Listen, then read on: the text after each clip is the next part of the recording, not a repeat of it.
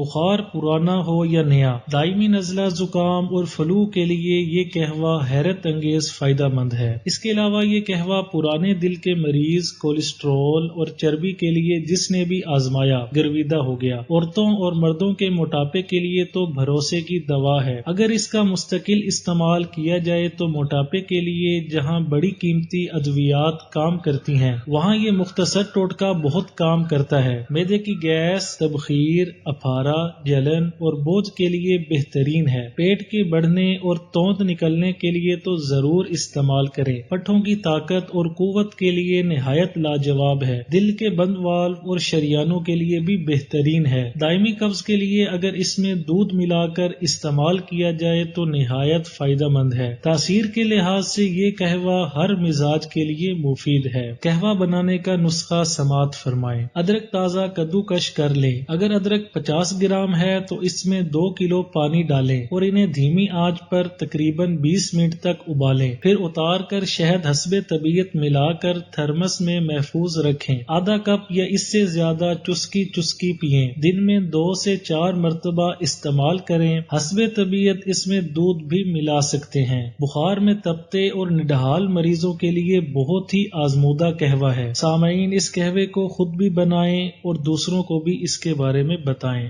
آج کل بخار کی بیماری بہت زیادہ عام ہے۔ بچے اور بڑے ہر عمر کے لوگ اس قہوہ کو استعمال کر سکتے ہیں۔ ویڈیو اچھی لگے تو لائک، شیئر اور چینل کو سبسکرائب کرنے کے ساتھ اپنی رائے کا اظہار کمنٹ باکس میں کرنا نہ بھولیں۔